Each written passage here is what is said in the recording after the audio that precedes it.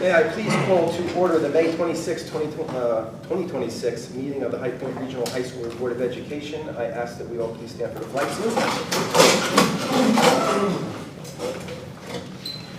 I pledge allegiance to the flag of the United States of America and to the republic for which it stands, one nation, under God, indivisible, with liberty and justice for all.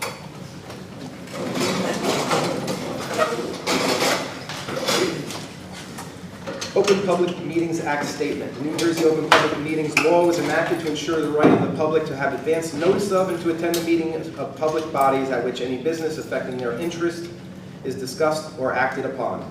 In accordance with the provisions of the Act, the Board of Education has caused notice of this meeting to be published by having the date, time, and place thereof posted on the district's official website, on the public notices webpage, as well as posting at the Augusta, Branchville, and Sussex post offices, and the clerk of the boroughs of Branchville and Sussex and Township of Frankfort, Lafayette, and Wantage. Mission statement. High Point Regional High School, in partnership with staff, family, and community, is dedicated to the quest for individual excellence. By fostering high standards of achievement, we prepare students to become responsible and productive members of a diverse society. That's for a roll call. For attendance, please. Mr. Anderson? Here. Ms. Longberg? Here. Ms. Diaz? Here. Ms. Stackus? Here. Ms. Gall? Here. Mr. Van Stone? Here. Ms. Wise? Here. Ms. Hill? Mr. Dunn? Here. Dr. Ripley? Here. We do have a quorum. Okay, a motion will now be made that the High Point Regional High School Board of Education enter executive session to conduct interviews to fill the vacated seat for Wantage Township and to provide an update on legal, personnel, and negotiations items which are exempt from public participation pursuant to New Jersey Public Law 1975, Chapter 231, Open Public Meetings Act. Any discussions held by the board which need not remain confidential will be made public when appropriate. Minutes of the executive session will not be disclosed until the need for confidentiality no longer exists. The board will reconvene in public session in person and virtually at the conclusion of the executive session. It is not anticipated that any action will be taken. And I have to apologize if there's anybody here in the public that may want to be part of the public comment section. We are likely to go till about 7:30 before returning because of the interviews as we have them scheduled. Normally we have nobody that comes up for public comments, so and I apologize for the extra wait, but we'll probably be back around 7:30. So I'll make that motion. May I have a second? Second. All in favor? Aye. Any opposed? Okay.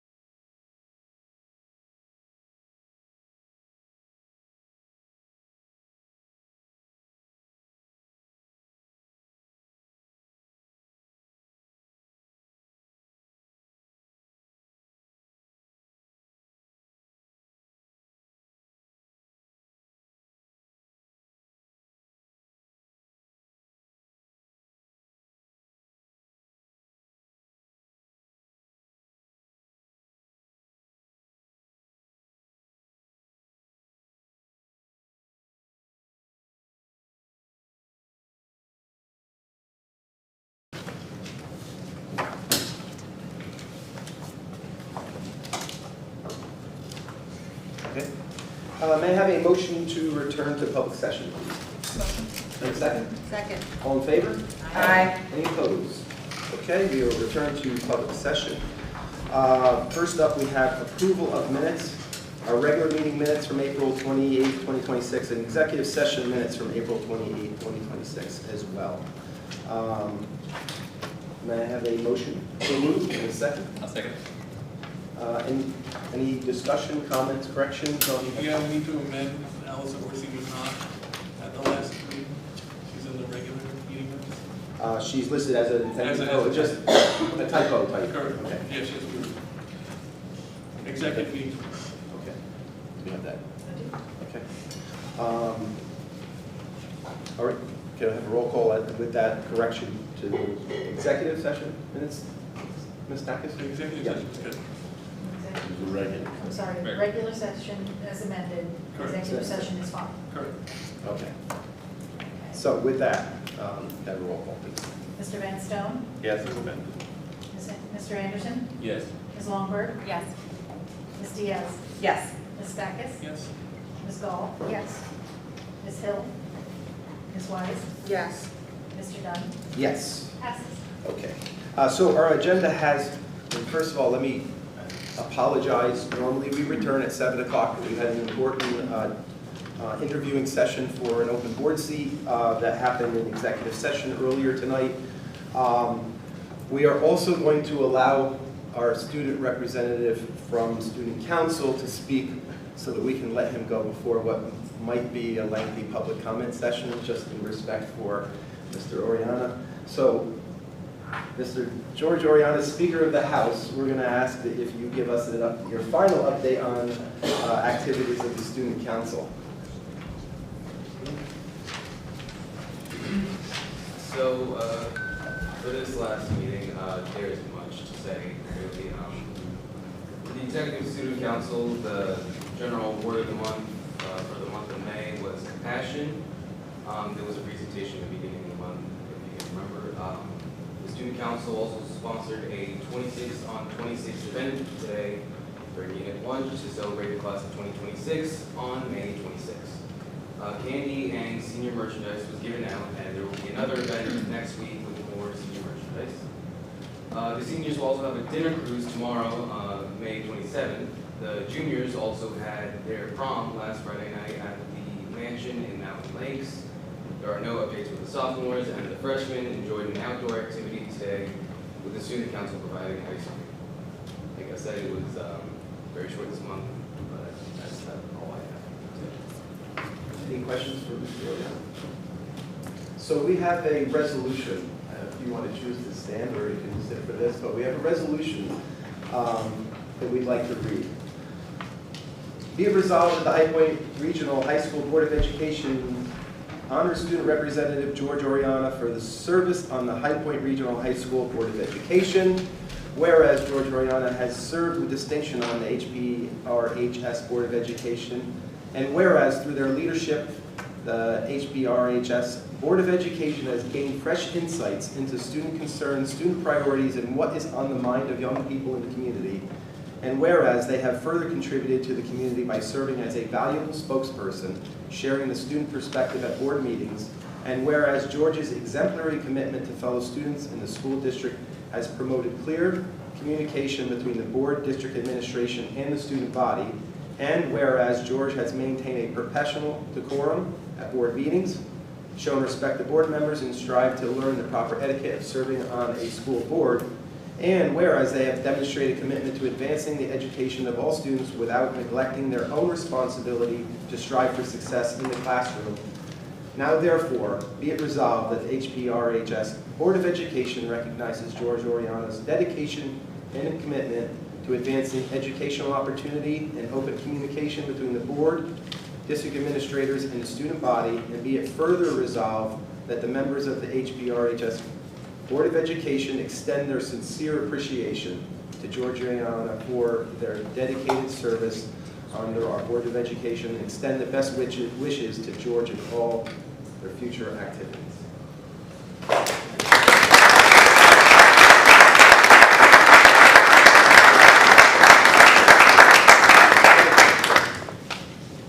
Thank you, sir. You can choose to stay if you'd like for the rest of the evening, but it's up to you.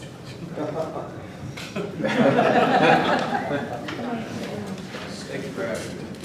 Yes, and we do have another presentation here as well, students, I believe.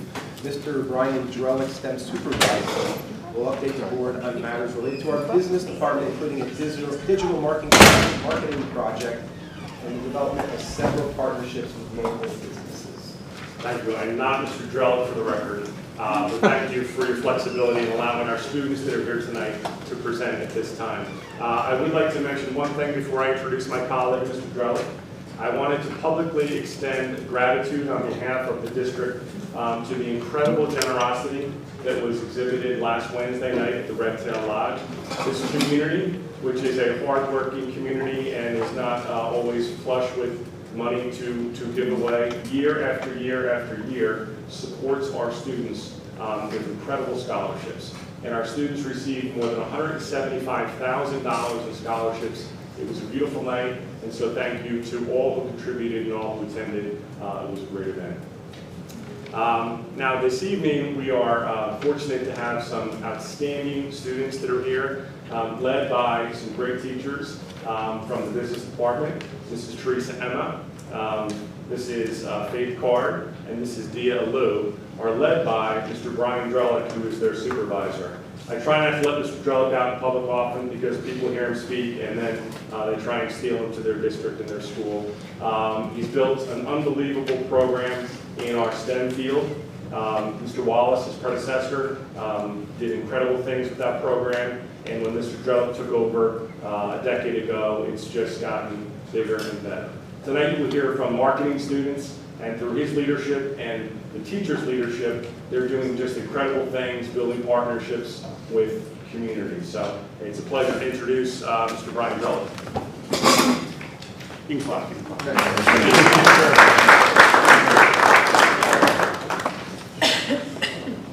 Thank you, everybody. Thank you, Seamus. Thanks for giving us a couple minutes tonight to talk about the business department and make sure I'm doing this on correctly. And give a little background to the department as a whole, but really I wanted to give the students here tonight a chance to share with you the experience that they've had over the past year, notably with Planet Networks, because of an opportunity that was provided to them by our teachers back there and Mr. Lubansky in our media program. So some quick information about it. It's our smallest department actually, but we're really proud of the opportunities and access students have in our classes to earn concurrent enrollment credit, which is something that we've really pressed heavily on here over the past several years. Students in our business classes can earn credit through 3 different institutions in up to 6 different classes. And just last week, Seamus mentioned the scholarship there last week. We counted up, I hope I remember this correctly, we counted up the number of students in our senior class who earned concurrent enrollment this year. It was about 40% of the graduating seniors earned at least one class of concurrent enrollment, and that exceeded over 215 different classes that they earned credit for here at High Point. So that's tremendous growth in that area. We recognize the financial hardship that college presents, and the fact that so many of our students are able to earn that credit by virtue of the classes that they take here, we're really proud of. The second thing, and this is something I often talk about at our 8th and 9th grade events, is that we realize that students in our community have options and choices regarding high school. And one of the things that we really try to press forward, notably in business but also in the tech department, is access to industry certifications. We were doing that a little bit before COVID, and honestly it was, even though that was 6 years ago, for whatever reason, it's kind of been the slowest thing that has come back. I am so pleased, and I'm very grateful to Kathy in the business office because it's been quote after quote after quote after quote for industry certifications over the past couple of weeks. But I'm really grateful for the teachers, for their leadership in motivating and encouraging the students to pursue this at the end of the year. Ms. McCart and I were just talking about her students are going to take their practice test tomorrow for Intuit Bookkeeping. Mrs. Emma's students are going to take it Microsoft Technology Associate. We have somebody doing QuickBooks. We have a video game design students doing this in CAD. And I'm really proud of the fact, and I was in classes the other day, and the questions the students ask are great. You know, they keep this with them forever, where it's the sort of thing where you encourage them to use their personal email address and not their High Point email address, because it's something that they can put as a digital badge in their resume, and they can carry with them whether they're going to 4-year college, trade school, 2-year it's theirs. So we're really proud of the growth that we have, or the return of those opportunities for industry certification. So, speaking of that outside the building experience, I am so proud over all these years at High Point of the support that our students have for outside the building experiences. And we go all over the place across all the departments for remarkable trips. What has been interesting over the past couple of years, notably with business, is although we've gone to American Dream and Big Snow and to MetLife and Yankee Stadium, we've started to circle back to some really impressive and eye-opening trips for our students right here in the county. Teresa and Faith took an amazing field trip to Mountain Creek just a couple of weeks ago. Many of our students work at Mountain Creek, but to see the inside of a 4-season operation like that, 15 minutes away, and kind of the inner workings of it is very eye-opening. 2 other places, which I'll speak more about in detail tonight. Crystal Springs, which is amazing, and a nationally recognized resort very, very close to here, is one of the places that Teresa and Faith will talk a little bit more about that. And then connection to a really popular and booming local business planning networks that our students will speak about in a second as well. So we'll start with Crystal Springs. So that picture in the top right corner, I made it purposely small because that's actually me in a pool there with, I don't know how old one of my sons, I have 4 sons, probably 3 or 4 years ago. How organic this whole relationship started. A good friend of ours is the house photographer there. So on occasion, she'll ask my wife and I and my kids, I have 4 kids, to go and essentially like model different things at Crystal Springs. Oftentimes they'll show up on social media, which I don't really have, and somebody will say, well, what were you doing at the pool at Crystal Springs last night? I'm like, I wasn't at that picture was probably 4 years ago. Or it'll look like my wife and I are on this romantic date, and my 4 kids will be like, Mom, what's for dinner? Where are we going? What are we doing here? But that relationship of being there during one of those events, and I don't remember if it was that one or another one, I asked the director of marketing, and I introduced myself and I said, I work with the business students at my school. Is there any possible way for us to bring some students over here to see how this resort operates and works? So, in essence, kind of invited ourselves over. Thankfully, she said yes, and that was 2 or 3 years ago. And that started what has become a really nice, strong partnership with Crystal Springs and the amazing resort that they have there. So, at this time, I'd like to introduce Teresa and Faith to talk to you a little bit more about what we've done there over the past couple of years and the great opportunity our students had this year to present something and to even earn a couple of gift cards. So, ladies.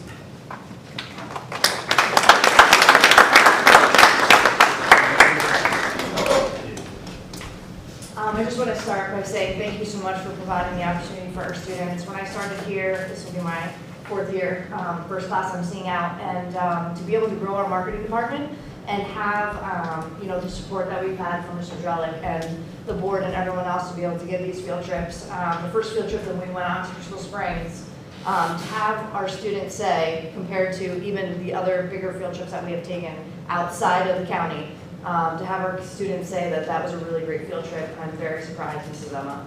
I know that you've probably heard that too from many of our students. They're shocked at how much they've gotten out of just going to Vernon and hearing some of the executives talk, some of the real talk. Some of also, Michelle has been amazing. She actually came and gave a gift card to one of our students the first year. She asked us to, she asked the students when we got back from the field trip, the next day in class, we actually had to go through some marketing objectives that they would recommend for Crystal Springs.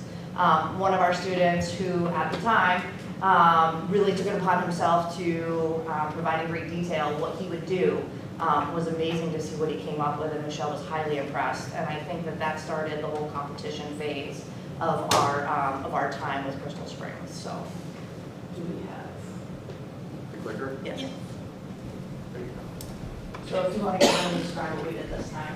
Yeah, so it's really important that our students get inside businesses. I had 8 years in the business industry, and you don't know what's happening in a business or what jobs are available until you really get to see what's happening. So it's really awesome for our students to get inside and meet these professionals who are doing fun jobs and they didn't realize existed. For this specific competition, Michelle asked the students to pick any brand and to create a new product that is totally different than what they actually do. So our top winner was McDonald's McChickens. So they took McDonald's and they created a sneaker brand. They had to go through the target market, who would buy it, They had, yeah, all a mock-up, and they had about a lunch time, so about 25, 30 minutes to come up with this with their teams, and then they actually presented it on the stage at Crystal Springs, which was really awesome. So first prize, which came with a $200 gift card for the team, was McDonald's McChickens. Second prize, we had Disney's Magic Spark. So it was an energy drink for Disney goers for their parents, which I thought was really, really fun. And they obviously can see what's happening to their parents at Disney. And then third prize, we had the Apple iScooter. So Apple creating an electric scooter that comes with AirTag that connects to Bluetooth. So again, showing their creativity and their strength that they learn through marketing and then really get to foster in these places like Crystal Springs.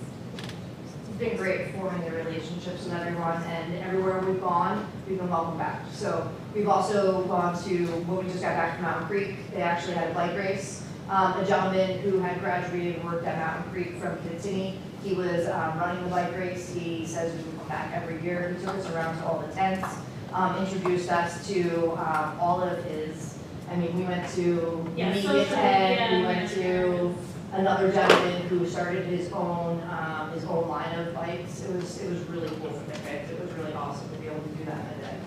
Yeah. So I'm going to pass it back to Mr. Keller. All right, thank you. Thank you. Thank you very much. I was actually over there today to pick up the gift cards from Michelle. Michelle's the director of marketing, and she says to us every year, and this is another reason it's great to lean into these local trips. When I went to go pick them up, she's like, please, actually she wrote something. I'll read this first. Congratulations to the students at High Point Regional for their incredible performance in the brand swap exercise. Tasked with rapid fire brainstorming session, students had to promote a well-known brand in a completely unexpected product category. Thank you for joining us at Crystal Springs Resort this past March, and so looking forward to you having the next group of students come through our doors next year. Best of luck to you all and have a wonderful summer. When I was over there picking it up though, she said this to us every year, please encourage them to come here and work.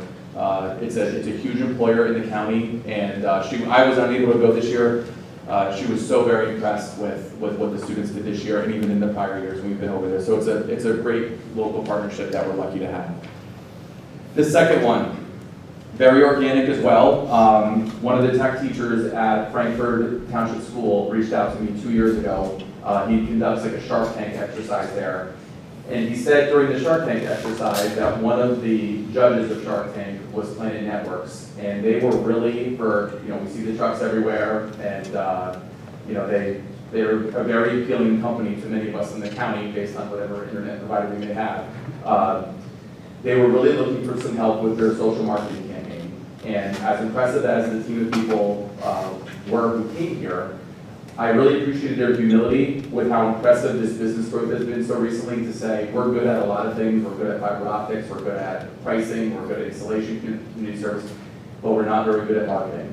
And they reached out to our marketing teachers and our media teacher for some help last year with how to grow and brand their marketing campaign. So last year they came with a pitch for our students for a 30-second, with the way different generations consume information is different than the way I do. So they asked our students to come. They came here and they pitched the idea for our students to put together a brief 30-second social media campaign on how they can better promote what Planet Networks does. So I am very pleased, come on up guys. I am very pleased to introduce John, Turner, and Kaya, who were our 3 winners last year. Some remarkable things about them: they were all freshmen. So there's still been about 60 students last year, and the 3 winners, there's actually 4 winners who was also a freshman. Trevor can't be here tonight. They were all 9th graders. So I'm going to introduce them to talk a little bit about not only what they did last year, but the remarkable journey that they've been on over the past year, actually working at Planet Networks by virtue of the competition that they won last year here. So go ahead, guys. My name is Turner. I just want to start off by saying it was a great opportunity to have this chance and do my social media competition. Me and Trevor Unix worked together, and we ended up coming first place in the competition. And we decided to take the internship to get some sales work in instead of taking the $500. and it's been really great for me. I'm a working entrepreneur, and it's really teaching me a lot about the real world business, how everything goes on, the things you don't see online, all the hard work that everyone really does put into all this work, and it really just takes time. You just got to take action, but it's a pretty good experience for me. I'm thankful for it. Yeah, good evening everybody. My name is John McCarthy. Like the others next to me, part-time sales representative for Planet Networks. I'll at least start by saying if you're interested in switching, reach me directly. 76. Well done. No, but seriously, it was a great opportunity. I give credit to the business department for setting this up. It kind of gave us a real taste of like what a real corporation, how it runs, the ins and outs.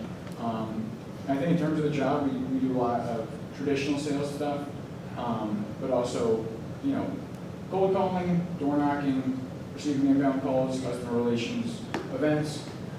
It's really an intricate job, and I enjoy myself there. Doing well.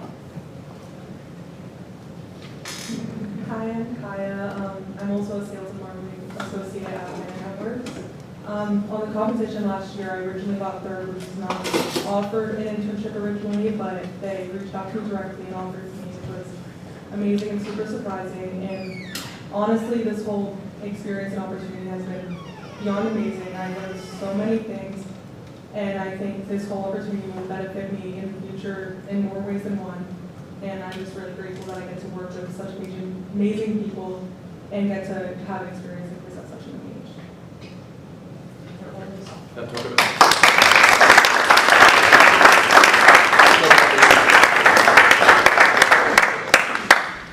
All right, so like last year, we did it again this year. Similar thing, pretty much the exact same thing. I guess we're just going to play the top 3 place winners. Like you saw on the previous slide, there was awards. Third, I think, got merchandise. Second was $100, and then first place was an internship or a $500 gift card, and this is our third place winner, Logan Tompkins.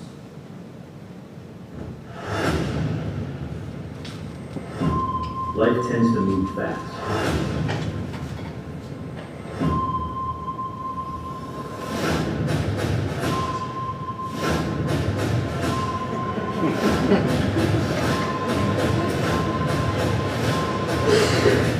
Sometimes slow and steady just won't cut it.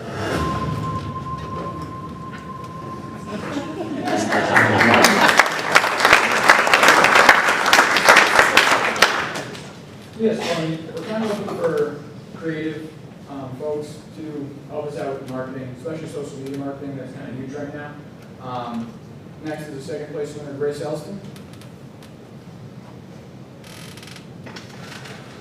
Oh my God, please take a video of Kit Kat.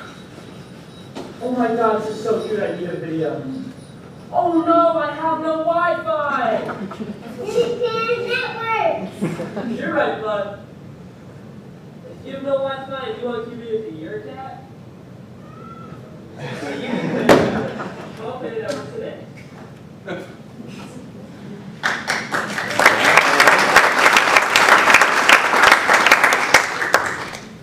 And then the first place winner, Cassandra Whipple.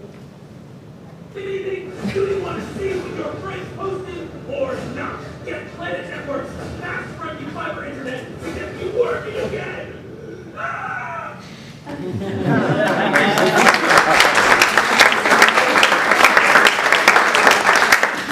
Thank you, everybody, and thank you to the tech department and business department for letting us participate in these events.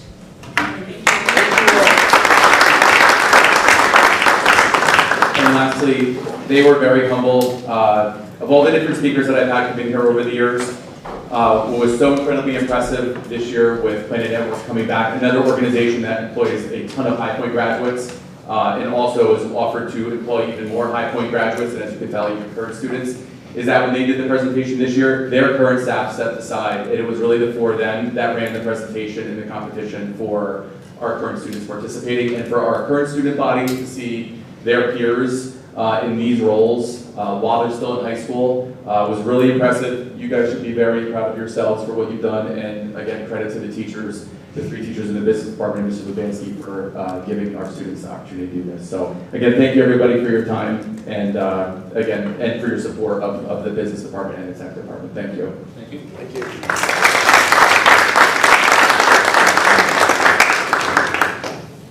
Thank you, Mr. Drell.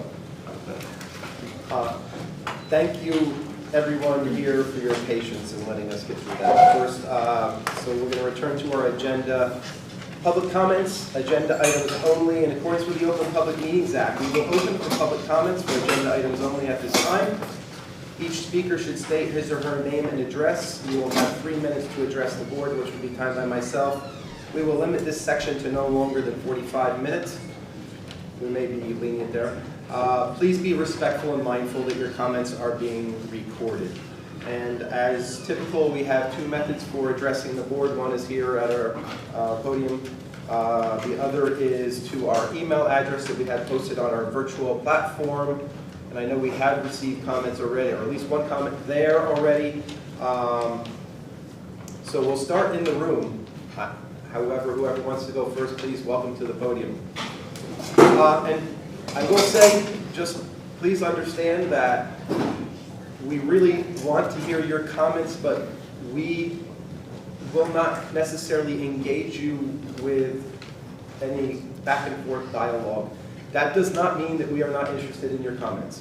It's just, this is your opportunity to speak in public and have your comments heard. But if you request some certain response from us, you may not necessarily get it at this time. Okay. Welcome, please. Good afternoon. Sorry. My name is Bernie Ken. Did you need my address? You said? Please, if you would mind. 673 County Road 519, Sussex 1H, New Jersey, 07461. That is correct. Thank you for allowing me the opportunity to speak here today. I'm here because I'm asking for reconsideration of the decision preventing me from attending my senior dinner cruise tomorrow evening. I want to begin by making one thing clear. I fully understand the importance of accountability, attendance, academics, and behavior. I know that earlier in the school year I struggled in several of those areas, and I am not here to deny that. However, I'm here because I was explicitly told that if my grades and attendance improved, the possibility of attending the cruise would be revisited. Based on my progress, I believe I have met those expectations.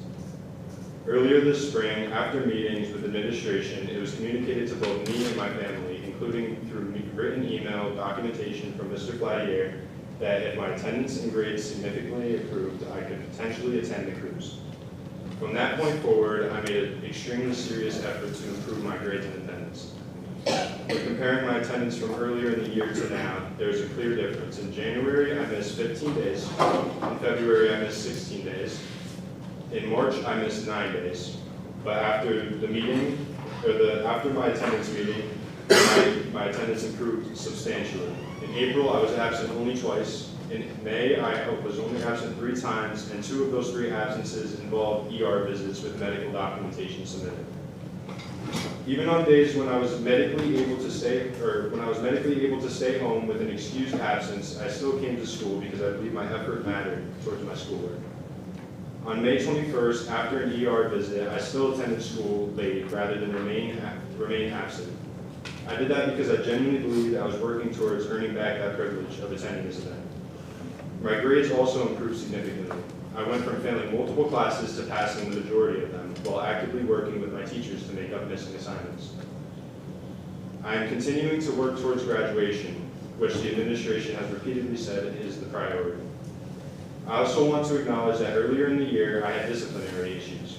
However, I completed the disciplinary actions and consequences that were assigned to me. I accepted responsibility for those mistakes and worked to improve my behavior moving forward.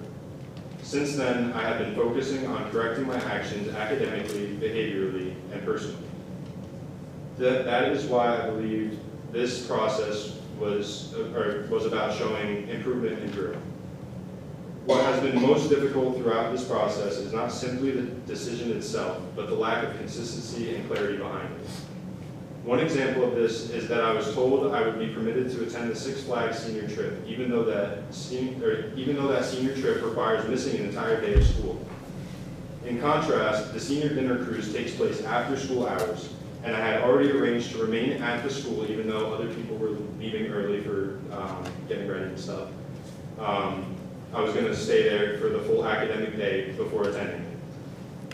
I was also unable to attend Six Flags regardless because the payment deadlines had already been passed, and while my payment for the cruise has already been submitted and accepted already to reserve my spot for the cruise. Additionally, I was recently informed that my driving privileges would be reinstated. Those privileges had originally been revoked due to disciplinary actions, but were held, and I was repeatedly told that I needed to I had to improve my attendance and grades. The same concerns now being used to deny me access to the dinner cruise. If enough improvement has been shown to restore one privilege tied to attendance and academics, I respectfully do not understand why the same improvement is not being recognized for this one-night senior activity. I also want to acknowledge that many of my attendance issues were connected to documented medical concerns. I have provided doctor's notes and explanations regarding symptoms that are related to a chronic illness that I developed that sometimes make it difficult for me to arrive at school on time. Despite those challenges, I still made noticeable progress once expectations were clearly laid out for me. Most importantly, I feel this decision became especially unfair because my parents and I remained under the impression that I could still earn the opportunity to attend it up until about a week ago before the cruise. Had I been clearly told months ago that attendance on the cruise would never be reconsidered regardless of improvement, this situation would be much different. But instead, I was encouraged to continue improving and submit my payment with the understanding that the possibility remained open. The payment was never returned and is still yet to be refunded. I'm not asking anyone to ignore the mistakes I made earlier in this year. I'm simply asking that the improvement I demonstrated be recognized fairly and consistently. The senior dinner cruise is one final opportunity to participate in a senior experience with my classmates before graduation. I worked hard academically and personally under the belief that my efforts could change the outcome. I respectfully ask the board to reconsider this decision and allow me the opportunity to attend. Thank you for your time and consideration. Thank you. Thank you.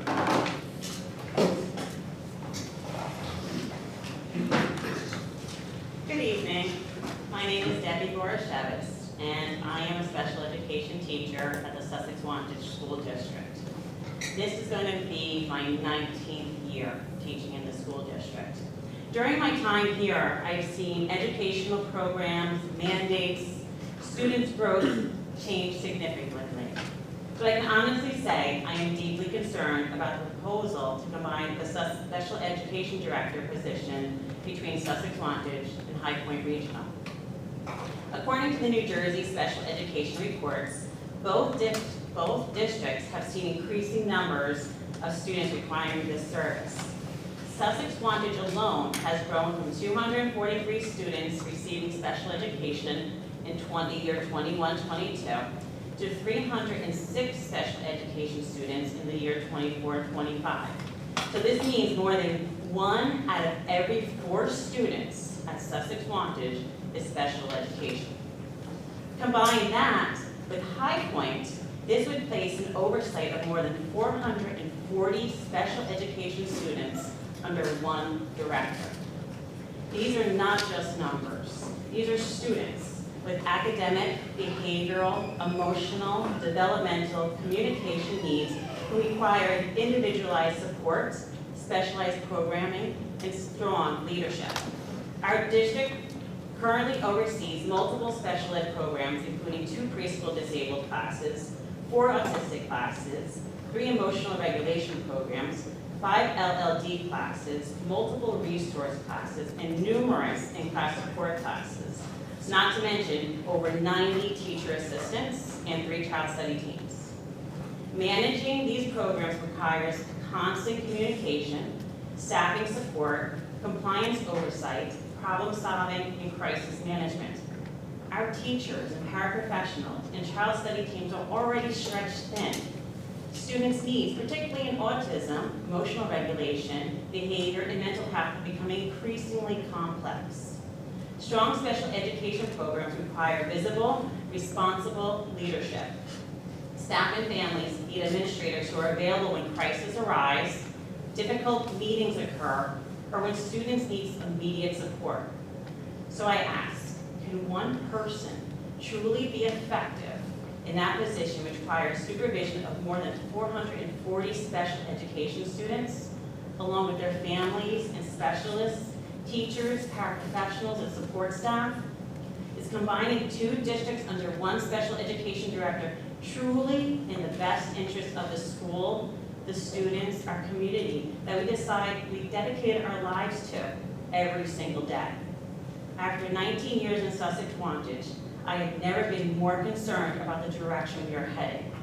I respectfully ask the board to carefully consider the long-term impact this decision is going to have on our students, our families, and staff in both districts. Thank you.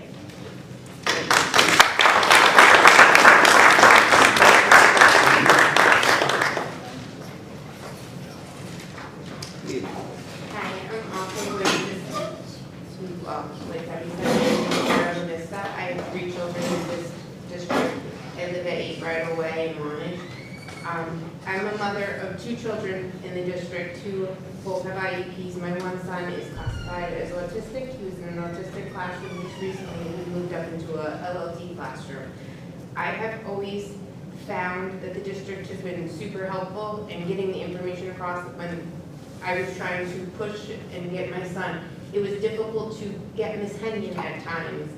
I can't imagine how difficult it would be for Mrs. Delaney, who is slated to take this position on with all the other children coming in from the sending districts, as well as the districts that she's responsible for. I looked it up, almost 20% of the children at High Point Regional High School have IEPs, and that's not including the children that have 504 plans, and who's gonna take over the CPAG, the homeless liaison. There's just so much that I don't know her personally, I don't know how qualified she is, but it just seems like a lot, and I understand that there has to be cuts. I work in healthcare myself, I see it, but these children are such at a disadvantage to begin with that they need these services, and it's very personal to me, as I have 2 children that need these. My one son has come so far in the 5 years that we've been in the district. He won 2 awards, he's come out of his shell. It's very important. These kids are at a disadvantage, and to put somebody to be spread so much thinner that maybe that they can't meet all the parents' needs, and it was hard enough to get a meeting for things. I just feel, I don't want to overtalk, but I just feel that just please think about children and the families. Every child deserves an education, but these kids are at a disadvantage. Thank you.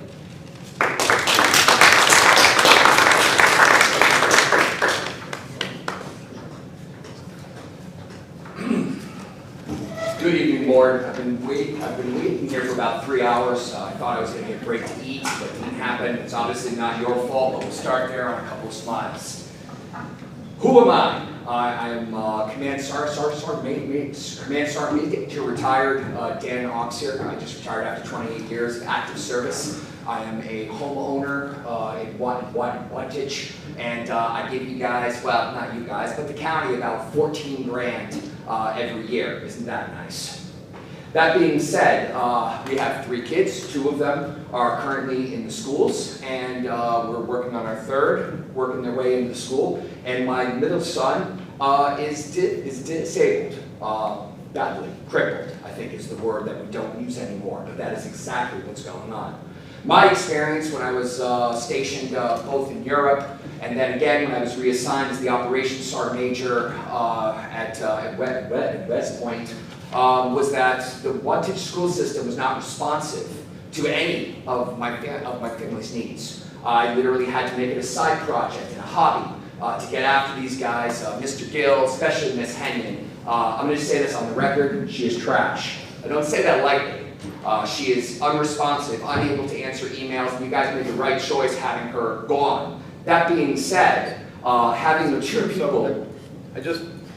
I'm sorry, can I... Please be mindful your comments are being recorded and yes, you may expose absolutely. I'm proud to stand by that. If you'd like the evidence and the receipts and the emails, I can forward them to you. And it wasn't our decision to terminate somebody. Well, I mean, regardless, it still got said. On the public record, can I yield my half a minute back?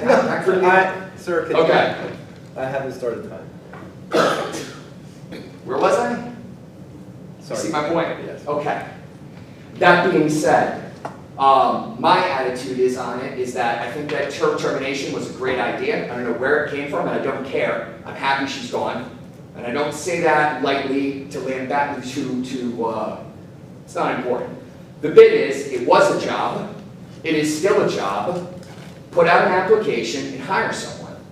We've had some great people tonight talk about their comments about how, what is there, 400 and, it's like, what, 1 in 4 kids require help, and we're gonna, what, split this between 2 different schools and one person? I can't imagine this would be helpful to any extent. That being said, after retiring after 28 years and 7 combat tours, there is absolutely nothing I can do if I decide that it is worth doing. So, that being said, I have a lot of time on my hands now that I'm retired. Those 2 seats interest me, and when those become available, those can too. I would rather not turn this board or the admin or my son into a hobby here. I would prefer that we rehired someone who is capable, competent, and committed to getting the job done.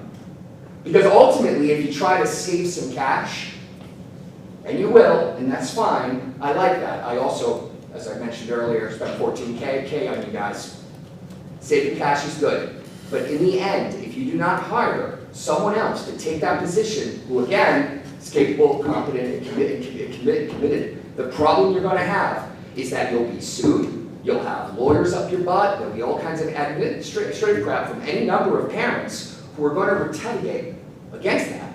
And that's not a threat, that's just the reality of it. So we save $73K over here, and then we spend what, 200, 300, 400K trying to resolve disputes and arguments that can be handled by a person who is sitting there handling the issue. So I would argue that it's kind of short-sighted. It's short-sighted and ineffective to leave this job empty. And if you have an application process, I would just recommend that you guys just throw out the application, hire someone, and let's be on with this. I'm also super hungry, so I apologize. That's all I really have. Thank you. Thank you very much for your comment.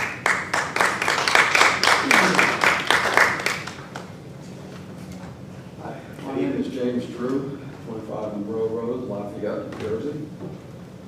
I'm here to let you know that both High Point and Lafayette have done an incredible job in the past dealing with kids with disabilities.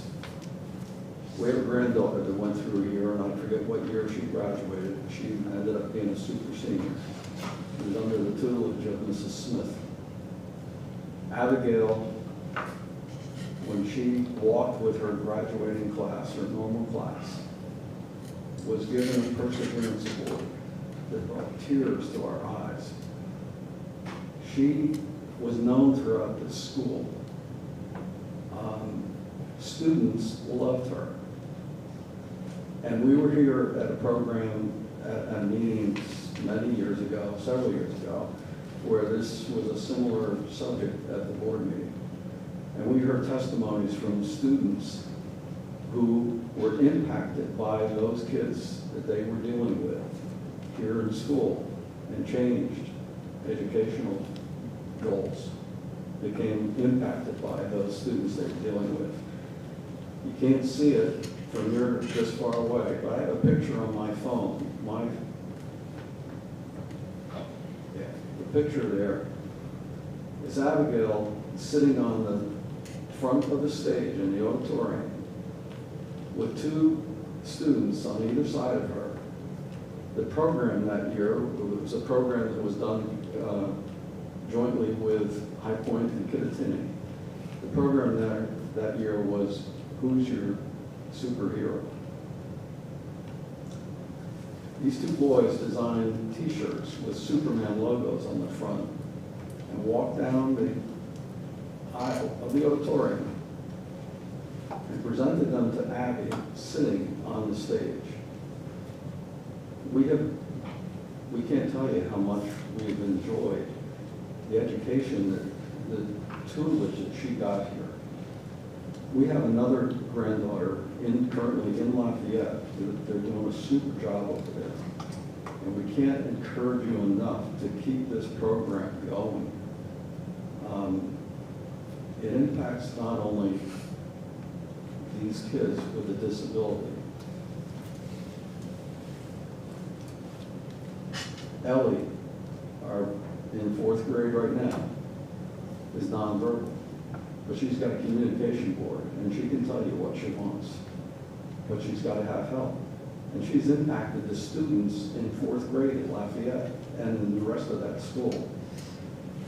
I can't tell you enough. Please keep this program going. These kids need it. And not only these kids, but the rest of the student population is impacted by what they're going to see and what they deal with. So, thank you. Thank you.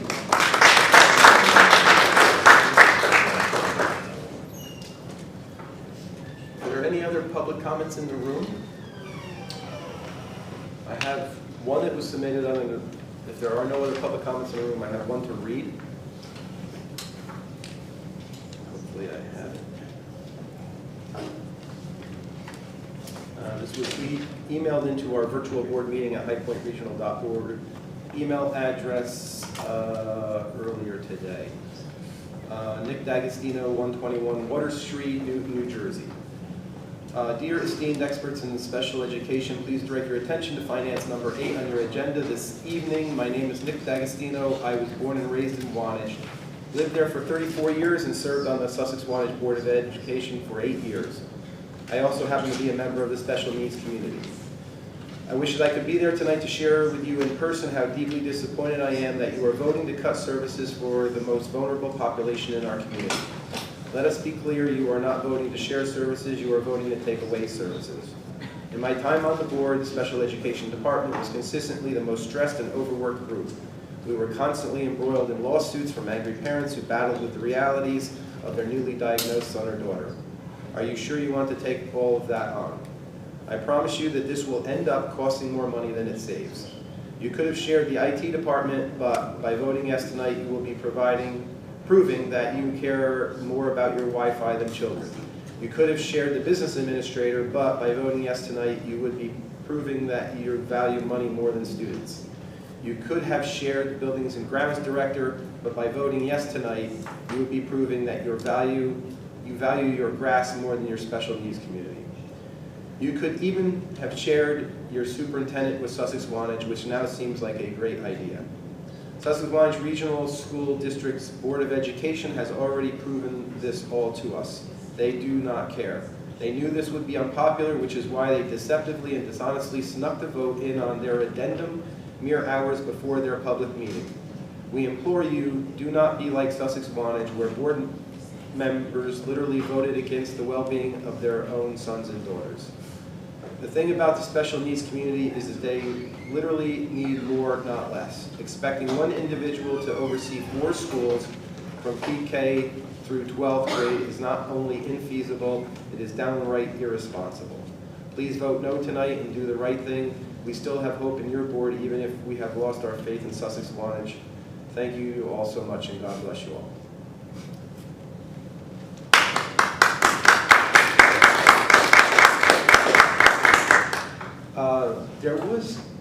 There was another set of comments. Is there somebody in the room that maybe had distributed some comments? That was me, but that's not for, Okay, because I was going to say we That can't is- read this that's for as a public open, comment yeah. because there are students' names listed and... that is fine. Okay, so that's for our own That has to function. do with the high school. If there are no other public comments, I would like to speak actually. is it an agenda item? It's on the same issue as that. My name is Austin Caldwell. I live by 89 Sherman Ridge Road. My background is in special education. I worked at the New Jersey Education Disability Agency in Clifton after leaving High Point. I work with non-disabled students in wheelchairs, and I truly believe that you need to vote no to this. There is no way that these families have to deal with that, to deal with talking to somebody. I work currently in a behavioral setting where I am talking to my director every single day. and there is no way. And I've worked in this school and worked with Abigail and with many students that I still see out in public. It is the best thing that happens in the school is having those kids here, having a program that runs correctly, and there is no way that you can do that by splitting a job up between two districts. I really highly advise you guys doing that. I really, really hope that you don't do that. These parents go through enough. I don't know if you could ever imagine what it takes to be a parent with kids with special needs, but it is a challenge, and they are superheroes. I truly believe that parents, they're gifted this because they truly can take it, because it is a challenge every single day. And to do and split this with Mrs. Delaney would be more and more challenging for these kids than you can possibly imagine, and the parents. So please, vote no tonight. That's all I have to say.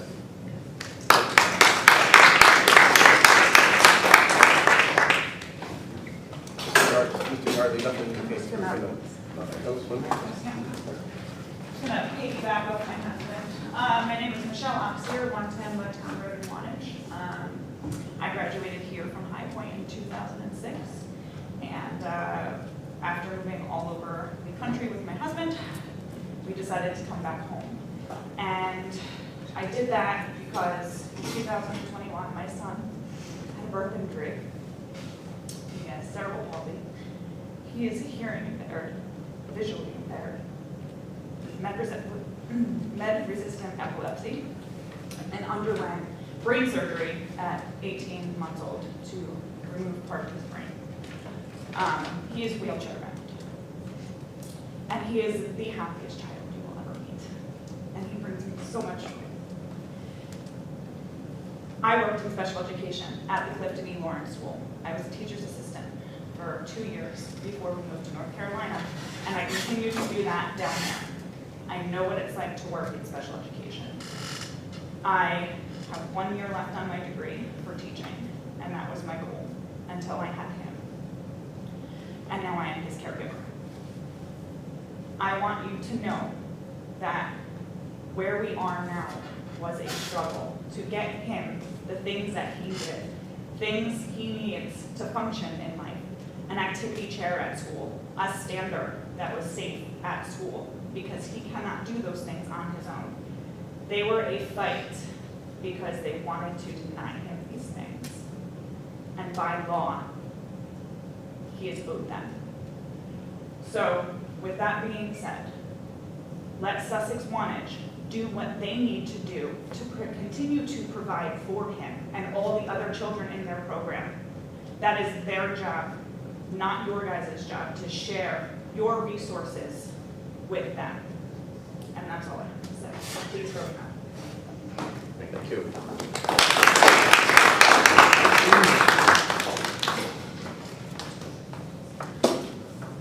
Seeing no more public comments, can I have a motion to close public comments?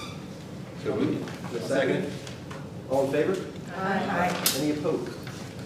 Okay. So we have a couple of more presentations to do. I am going to ask that we adjust our agenda.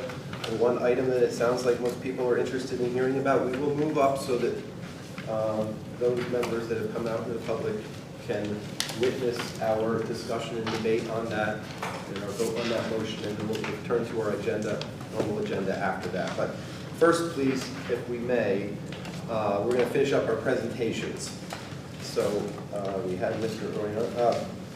Unfortunately, our principal's not here. You were going to speak.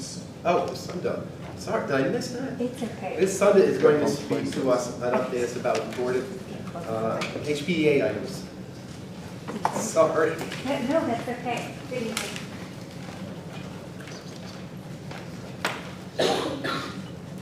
Good evening, members of the Board of Education.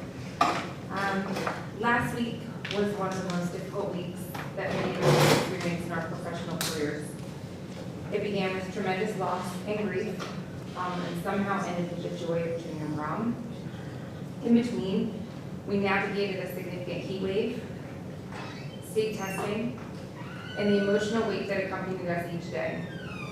For many faculty and staff members, that week felt like the longest years of our career. Our entire school community was shaken to its core by the untimely passing of one of our students.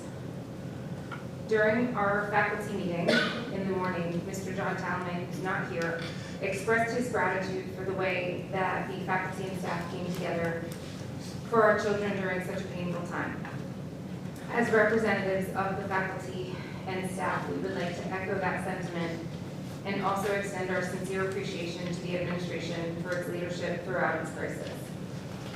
We were grateful, deeply grateful, for the clear and compassionate communication, the constant availability and presence of our administrators, the kind words that were shared with both staff and students, the accessibility of mental health support personnel during an extraordinarily difficult time.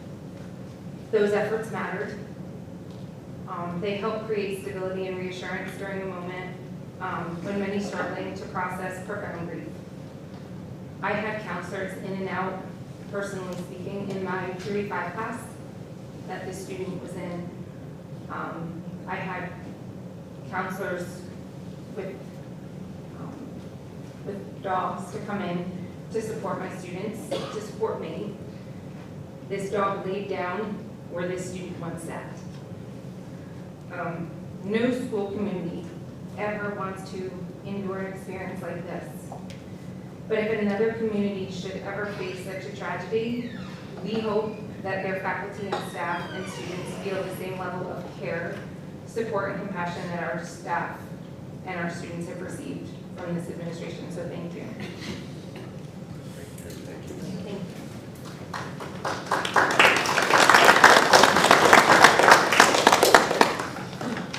Dr. Ripley, would you like to?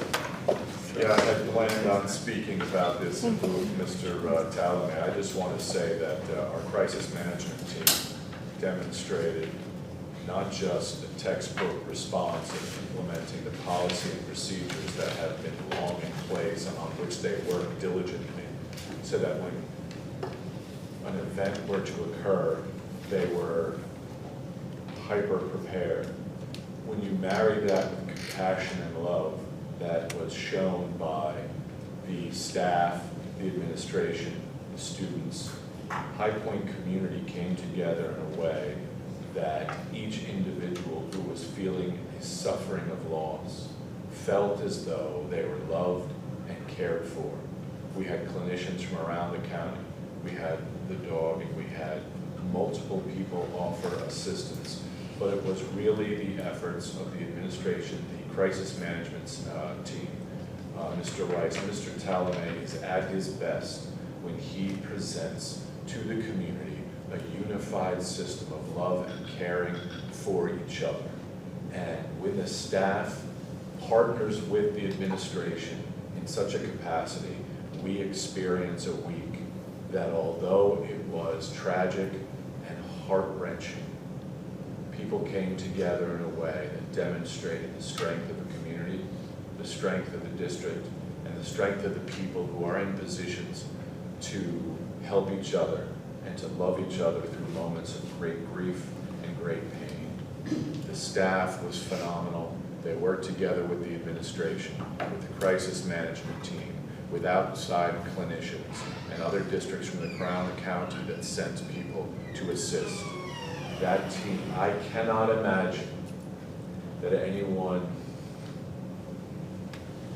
that it could be done any better than those people tasked with that responsibility, which is every educator in this building, could have done a more thorough, caring, and substantive job than was done by our administration, our crisis management team, our educators, our staff, and all those who engage with children and each other. We talk about love all the time, and the evidence of love last week was overwhelming in the face of great suffering. And I want to laud the crisis management team, the administration led by Mr. Talame, and the educators in this district led by Ms. Sunda. It was truly edifying and something about which I believe the district and community can be exceedingly proud. And I am very, very proud to have been able to watch the exceptional methods and manner in which that love was poured out to a hurting community. Thank you. Thank you, Dr. Thank you, Sandra. Mr. Seamus Campbell is going to follow that up with a presentation on curriculum instruction. That actually was my presentation before, so I'm going to yield my time to Mr. Drellick, so. Thank you. Excellent. So that is the If there's no conclusion of objections, presentations. All right, before we get to action, there's just one item in other business, just a note here. The retirement and service recognition awards are scheduled for Wednesday, June 17, 2026 at 12:30 p.m. in the auditorium. Okay, so normally we follow through our action items in the order that we're presented. We are going to pick under finance, number 8. That is page 14 of 35. And then we'll return to our action items as they are listed. So, under finance, I would like to move number 8 is a recommendation that the High Point Regional Board of Education approves the shared services agreement between High Point Regional Board of Education and the Sussex Wantage Regional Board of Education for the Director of Special Education effective July 1st, 2026 through June 30th, 2027 in accordance with NJSA Statute 40A:65-1, etc. I will make that motion. May I have a second? Second. Any discussions, comments, or whatever? This is actually where I'm going to ask Dr. Ripley if he would please present maybe an understanding of what this agreement means, how we believe it is going to be implemented, and hopefully address some of the concerns of the public. When speaking about special education, I can provide a rationale, which I will, but nothing that I say can assuage the challenges with which parents contend every day. I don't presume to, nor will I attempt to. You experience things that I can't possibly imagine. I am tasked with a broad-based sense of spectrum of responsibilities, one of which is managing scarce resources, whether they be financial resources, material resources, or human resources. For very many years, High Point and many school districts in the county have been reduced by state aid reductions that have crippled many districts that are struggling to stay afloat. They have gutted staff, and one area of which is aides, paraprofessional aides. High Point, I believe, may be the only district in the county that still employs full-time aides. And that is a commitment to the well-being of children. I don't know how long that stays in place, but I wanted to bring it up because it matters. Again, I want to reiterate, nothing that I say am I attempting to convince someone of something. I'm merely going to present to you and the board in particular why we are here, and I'm making a recommendation upon which the board will vote. Those fiscal constraints have been exceedingly acute. We have been tasked for a decade with sharing services, whether they be material or human. We have attempted to do so for beyond 10 years, even back before our superintendent. We have shared resources with our municipal, with our town, with Wantage. For various reasons, we share a supervisory position with Frankfurt, and this is an attempt to share resources. Now, I will say this, that High Point is likely the most invested in child study team and guidance services than any other district in the county. The number of personnel that we have in those areas is likely greater than most, if not all, in the county. We are overstaffed in that reason, and here's why.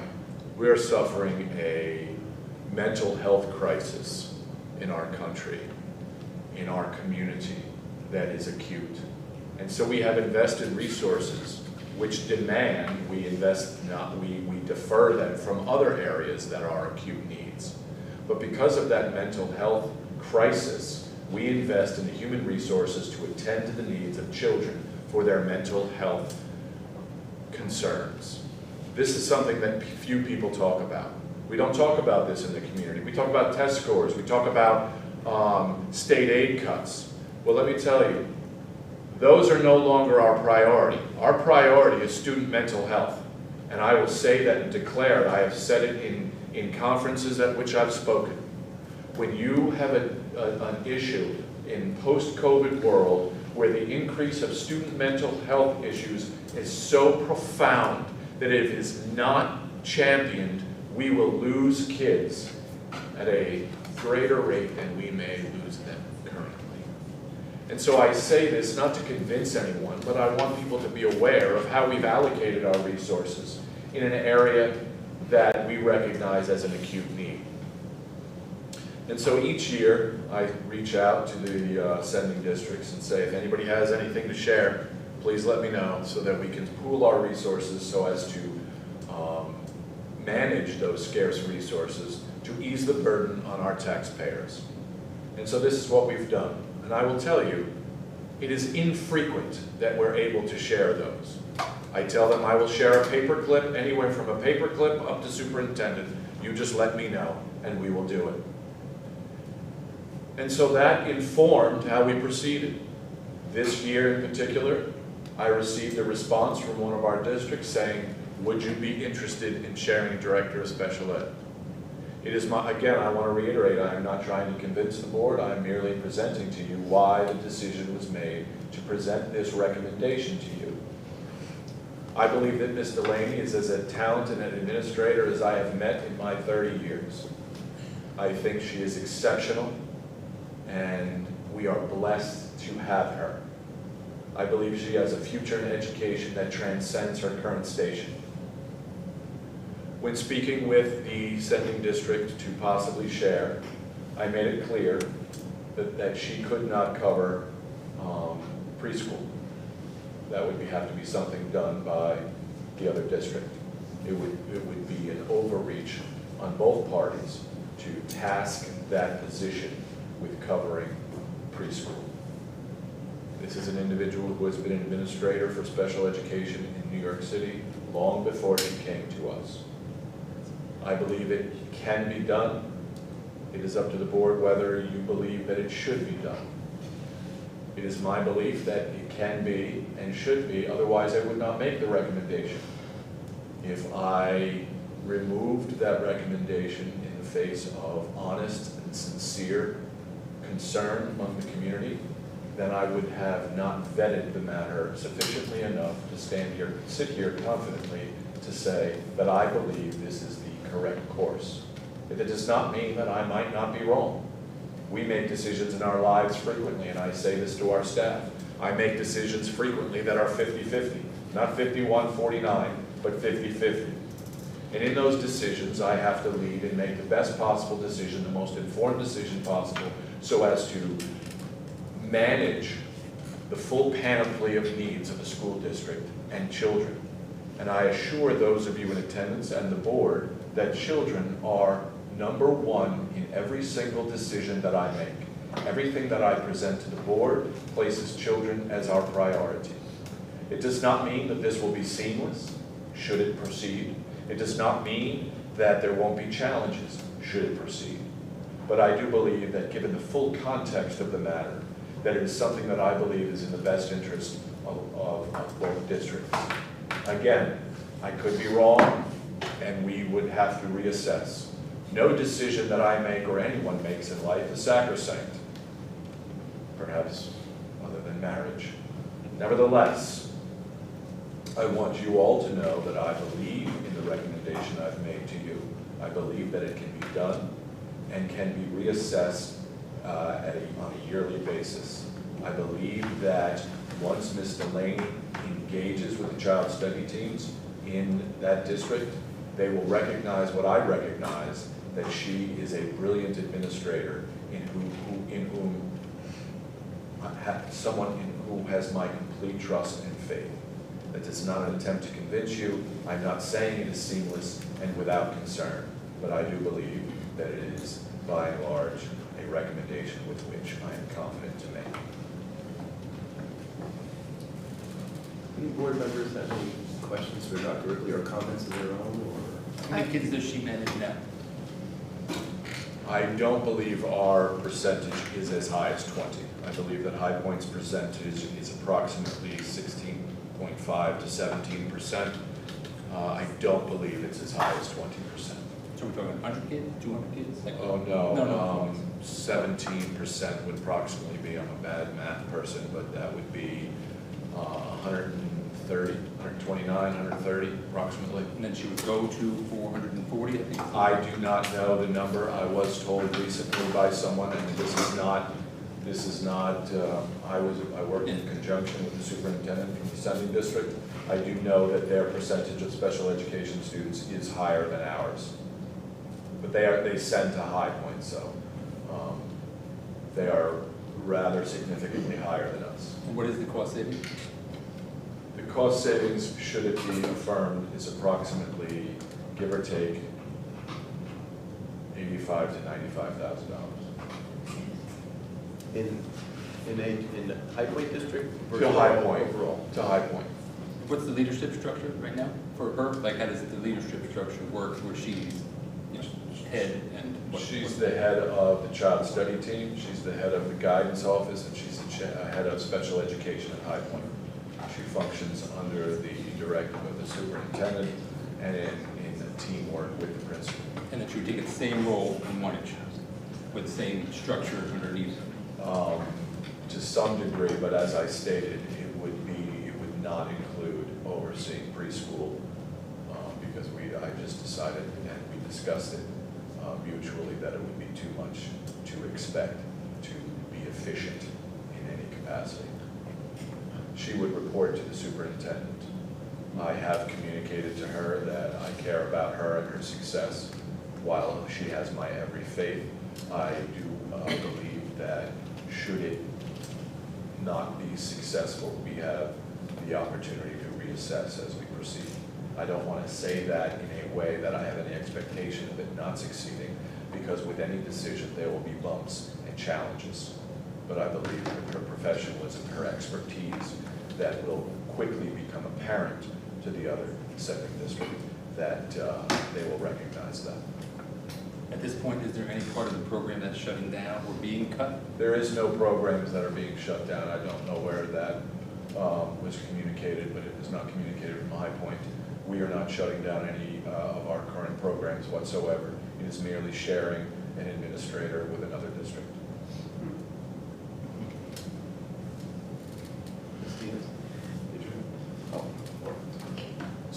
So one of the Whoever wants to go. She can go first. Okay. Oh, sorry.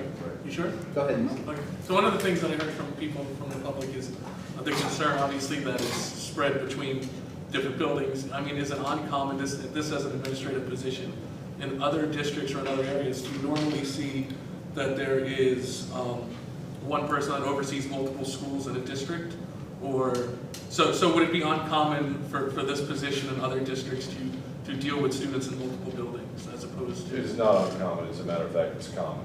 Something with which people had concerns prior to us sharing the supervisor of buildings and grounds. How can that individual be tasked with two buildings? And my response was, well, in Sparta, do they need to cover the Alpine School while also being needed at the high school? And so, understandably, we tend to be concerned about, can the individual cover our needs? And that's why the individuals who are chosen for these responsibilities are vetted and determined to be capable of that. And certainly covering 4 schools is, I'm not mitigating the job in any capacity. I do believe it is a robust position, but it is consistently done in other districts. And this person in question, I mean, is there thought that they can handle the workload? Because that's important too. Yeah, I believe so. I would not have recommended this or gotten to this point had I not first spoken with her to get her consent. She enthusiastically agreed and believes that we can be successful as a team doing this. Should there be any slack or things that need to be picked up on our end, I will make sure to oversee that. But I believe that the other district will be getting someone that they can place their trust in who will be successful. But again, those are my beliefs based upon my knowledge of the situation and my knowledge of education. It doesn't mean that it is absolute, but I do believe in what I've recommended.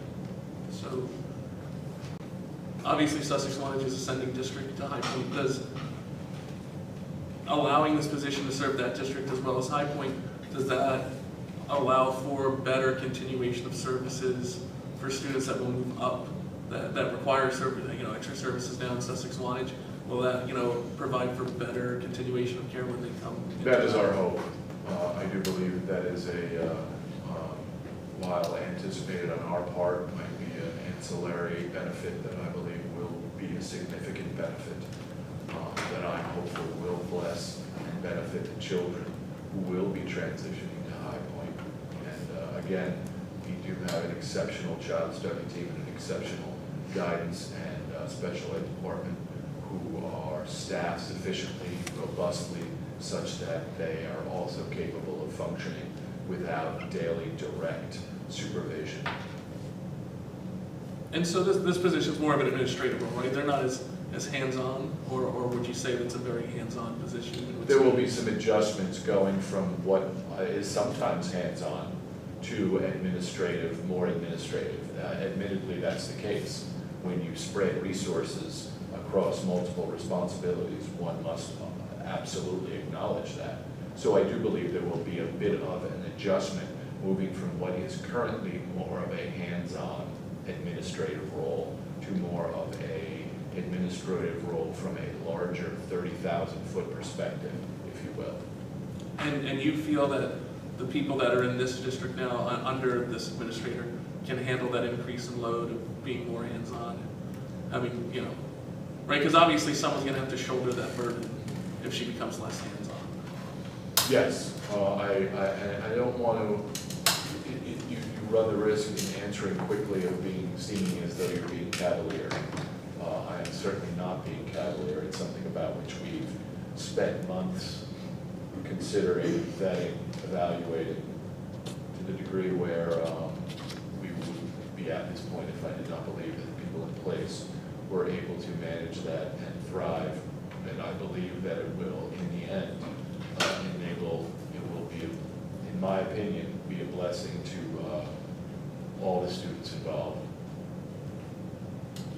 And one last question, I'm sorry, two more questions. So, I mean, obviously you can speak on behalf of the other faculty here at High Point, but I mean, have you had the opportunity to talk to faculty in Sussex Wantage, or does that fall just to that superintendent there? Right, because it's one thing to say, well, we know the people here can, under this administrator can take on added responsibilities, but do we feel, I mean, can we speak with any, you seem very certain about the faculty here, can you speak the same for the faculty at Sussex Wantage? I would not presume. They do have a Board of Education of their own. Sure, and obviously they passed it, but I just was curious as to your thoughts on that. Ms. Dacus, I just wanted to share some research that I had done earlier today, looking for examples in Sussex County. So Vernon Township has 6 schools, K through 12, with 1 director of special services. Sparta has 5 schools, K through 12, 1 director of special services. And I didn't go any further than that. And I just have 2 questions. So Ms. Delaney will remain a High Point contracted employee that is being outsourced, okay? And then is there a transition plan in place, or has it been discussed that would introduce the director to the sending district and to answer the concerns of that district? Excellent question. They have met on several occasions to discuss that process. I believe that they will, should the board affirm this recommendation, I believe that they will meet in earnest so as to facilitate that process. And just to be sure, Ms. Delaney is a 12-month position? It is, yes. Okay, thank you. Sure. will the sharing of Ms. Delaney free up funds for the Sussex Wantage so they may be able to get more paras to help? The sharing of services would certainly free up monies for them to do as they are so inclined to allocate. That's up to them. And then will Sussex Wantage still be, even though we're sharing, will they still be looking, or are they kind of looking for that position? Or do you think they're just kind of, we're gonna be sharing? And you brought up a good point that that it's happened before. It's a year contract, and I believe there's out clauses. Okay. For, If it doesn't work and premature everybody kind of termination says, if it isn't. We can't control what another board does, right? We wouldn't want somebody trying to do that to us. But there is ways to get out if it's not working. I did not emphasize that because I did not want it to be undermined by someone who was disinclined to support it. But certainly there are contractual stipulations to protect both districts and the staff involved. Just one more question. Knowing that, how do you weigh, in your mind, how would you weigh the success or failure of this? Like, what do you see as, you know, obviously, if we vote for it, you want it to be successful. But what would you say is some, you know, red flags? You know, what red flags would you look for in this? I would be in constant communication with Ms. Delaney, and we had talked about this. I've told her that if this goes awry, we need to be communicating. Again, I hesitate to say that because I don't want anyone to feel as though we're planning to fail. We're planning to succeed, and I believe it will. But if you are not prepared for all eventualities, you're not doing your job. How will it look? I believe that what you do is when you function in the concept of change, you initiate change, you implement change. And then if that change becomes fully institutionalized, you know that you followed a proper change plan. An example for us was moving from a 9-period day to a block schedule. We spent several years vetting it, right, until such time as, and there were bumps along the way, considerable bumps, to where at this point we are fully institutionalized, that no one any longer is looking to change that. So I know that that's a long-term viewpoint, but in the near term, it would be the success of the implementation process of establishing relationships between the various parties. Look, education is about relationships. So what we're really trying to do is establish relationships between all parties so that the staff can feel comfortable with someone coming into a new district, so that the children can feel and get to know and feel comfortable. Those are the short-term, relationship-oriented success indicators. Mid-range, I would think that it's reconsideration of IEPs and the efficacy of the number of students who are classified, and if necessary, to reassess that. I mean, because we're always doing that as child study team. I'm not saying that it needs to be done. I'm just so there's a lot of midterm goals, and the long-term goal is to examine whether it's become fully institutionalized such that it is an accepted paradigm with which the majority of the staff and community and students are comfortable. I just want to say a comment. I have a unique perspective because I don't know if everybody knows, but I have 22 years of child study experience. I worked at Sussex Wantage previously, so I have intimate knowledge of the transition process between the students coming to High Point. I worked very closely with Ms. Delaney on the end of transferring my students to High Point. She is currently, I'm still in the county, she is currently one of the most experienced directors of child study team in the county. There's been a lot of retirements and a lot of turnover and a lot of very inexperienced directors throughout the county. Ms. Delaney is confident in what she does. I enjoyed working with her. I felt she did everything she could on her end to make those transitions as smooth as possible. So if anybody can do it, I feel like she's the administrator to do it. And on the other side of things, of fiscal responsibility, I was in Sussex Wantage when they were doing budget cuts. They're still doing budget cuts. Every school in this county is hurting. We're looking for ways to be responsible, and I personally have always thought that a lot of schools in Sussex County are administrative heavy.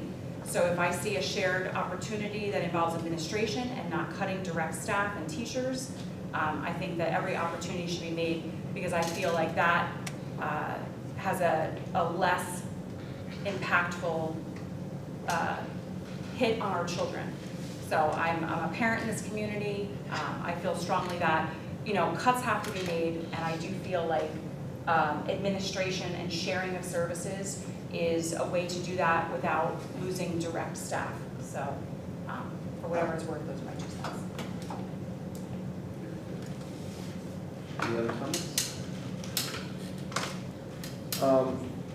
I just wanted to present some numbers. I mean, so there's a lot of information if people are interested on the Department of Education website about the school districts and how they're funded by the state. Both Sussex Wantage and High Point, I mean, I'm intimately familiar with High Point because I've lived as a board member here for 11 years of state aid cuts, and what we have had to continually tighten belts and look for ways to save money. The way state aid works is there's one lump that goes out called equalization aid, and then there's other couple of buckets. Transportation is one, special education aid is another. As of this current fiscal year, High Point receives 1.1 million special education aid. Sussex Wantage receives 1.9 with a little bit special education aid. If there are 420 students, special education students in Sussex Wantage, that's $4,600 per student extra. That's nothing. That just seems almost ludicrous. If I do the same calculation for High Point, it's maybe double that. We all know what what special education really costs. I guess my point is, like,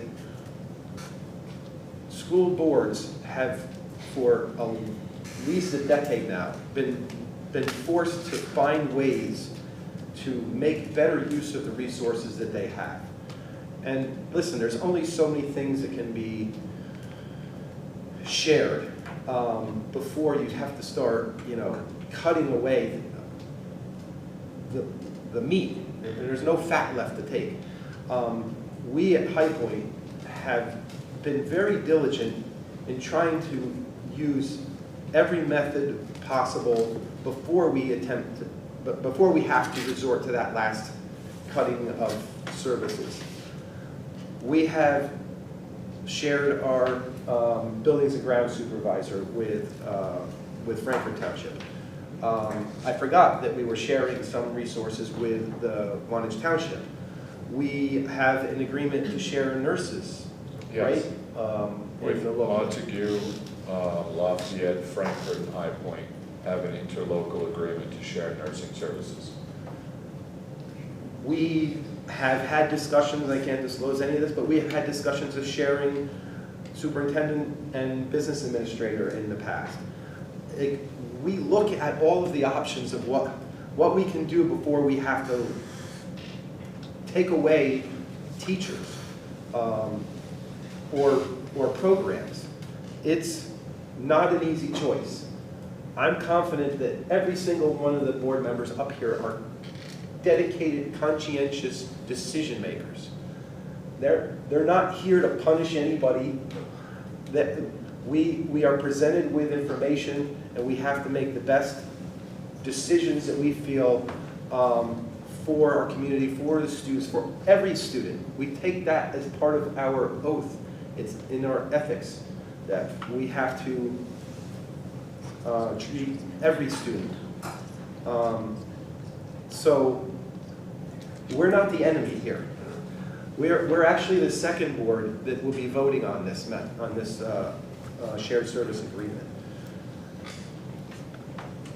I hope, and you may not actually come to an agreement with us on it, but I hope that you get the impression that at least we have done our homework on this, that we at least have considered the options and been transparent to the public about it before we come to a decision about it. And it's not, like we mentioned, if it doesn't work, we adapt or go back to the way it was. I mean, it's not, we have to try. We have to try things. And I guess I ask for the public's trust that the people that you vote to put up here sometimes really do take some of these things into account, and maybe the end result could be better for your children. It's possible. So, if nothing else, we'll proceed to a roll call vote.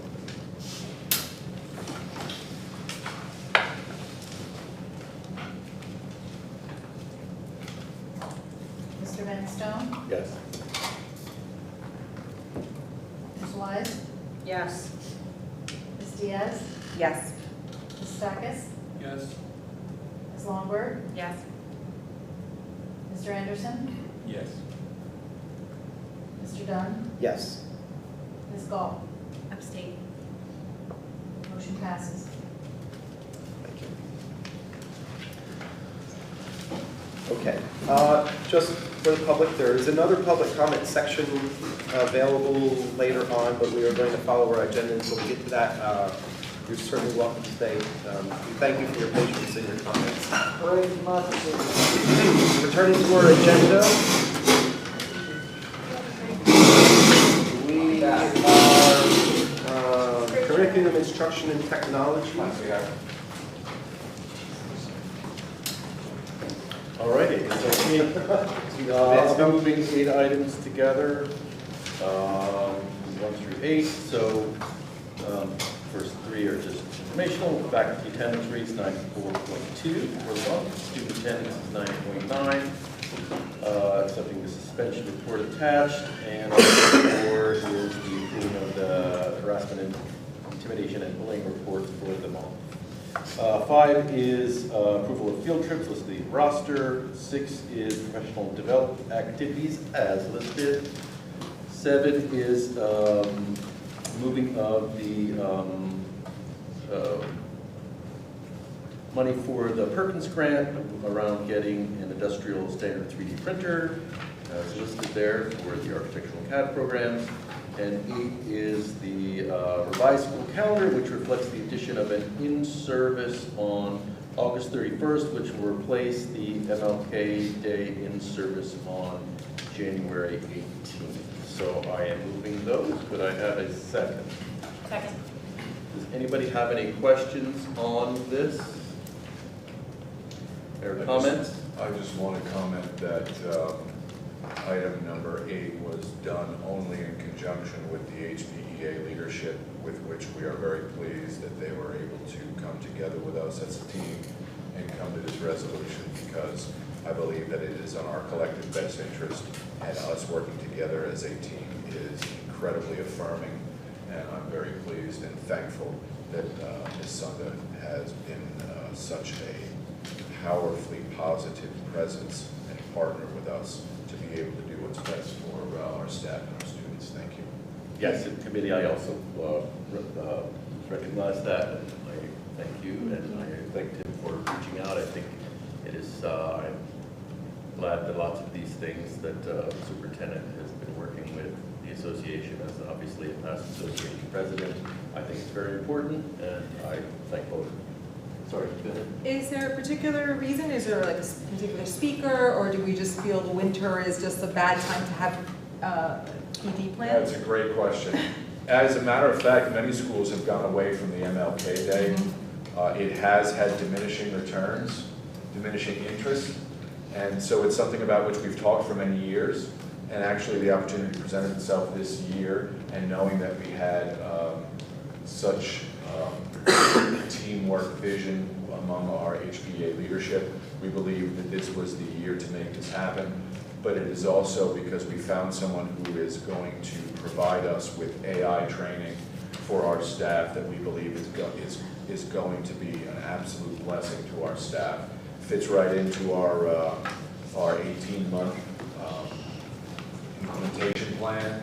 Our task force is involved, and this was something that we met with the individual, a young man who is clearly brilliant and we believe very strongly will be a tremendous asset to us as a district, and we believe that this is the perfect opportunity to be able to make that transition.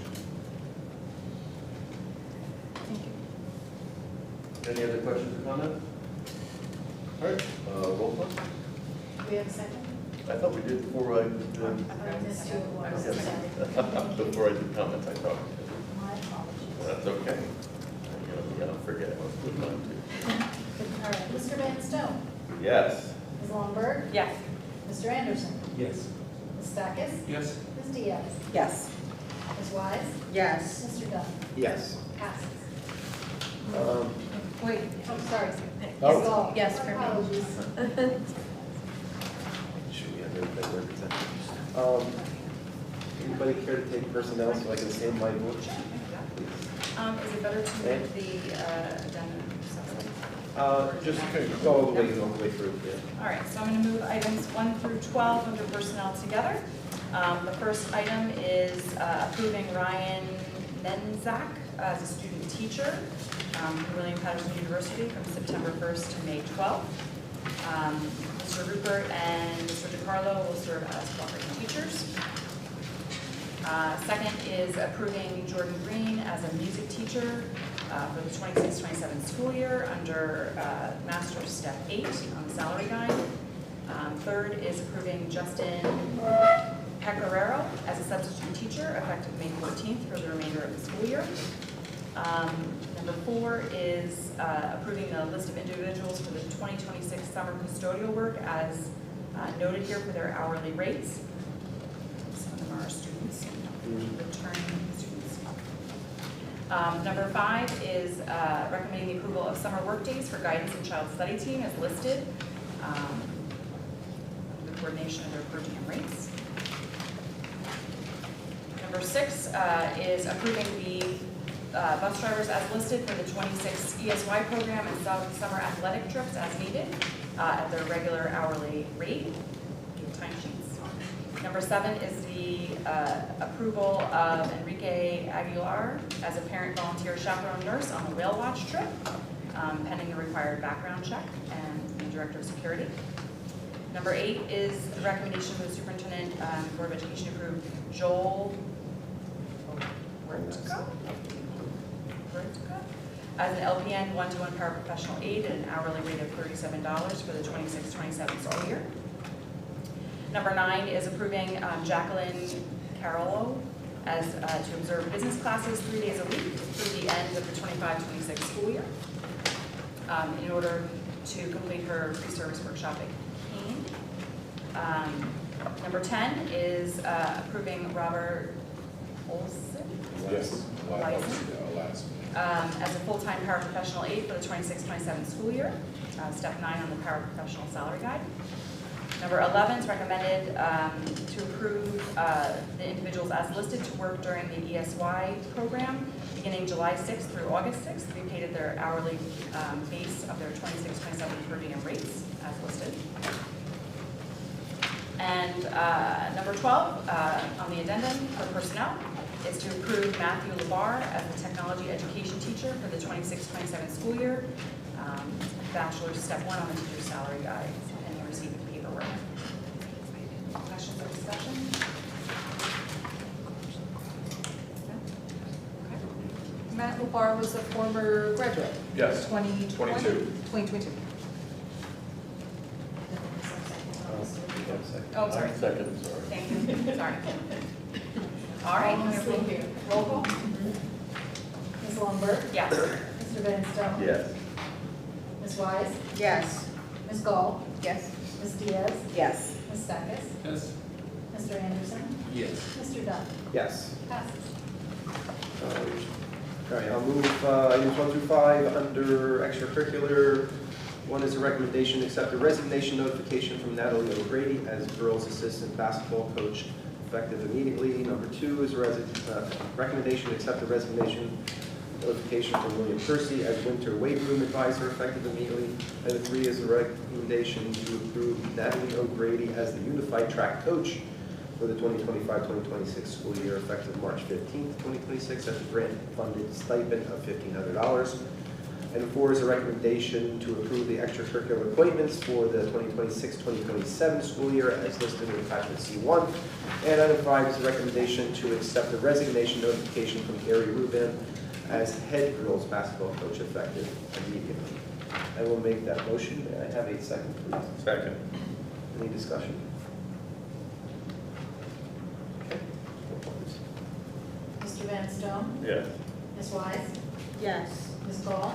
Yes. Ms. Diaz? Yes. Mr. Anderson? Yes. Ms. Longberg? Yes. Ms. Stackett? Yes. Mr. Bell? Yes. Passes. Okay. Now, on to finance. I will move 1 through 12, with the exception of 8, which we have already moved on. 1 is recommendation to accept the report of the board secretary, business administrator for April 2026. And 2 is a recommendation to accept the report of the treasurer for April 2026. And 3 is a recommendation to approve the report of transfers and minimum expense transfer report for April 2026. And 4 is a recommendation to approve for payment the attached schedule of audited bills dated May 26, 2026. Item 5 is a recommendation to accept the adult education agency account, athletic account, cafeteria accounts, construction account, principals petty cash accounts, scholarship account, school store, and student activities reconciliations for April 2026. Item 6 is a recommendation to approve and authorize the execution of school food authority vendor contract with Montague Township School effective July 1st, 2026 through June 30th, 2027. Item 7 is a recommendation to gratefully accept a donation of 1 yard of topsoil from Marge Paris of Farmside Gardens for planting vegetables by students in our work-based learning program. Item 9 is a recommendation to approve the purchase services agreement between High Point Regional Board of Education and Frankfurt Board of Education for the Buildings and Grounds Supervisor effective July 1st, 2026 through June 30th, 2027. Item 10 is a recommendation to grant permission to host the non-affiliated co-ed camp HP Hoops Camp, grades 3 to 9, as listed. Item 11 is a recommendation to grant permission to HP Tennis Camp to host the non-affiliated co-ed camp, grades 3 to 9, which will run as listed.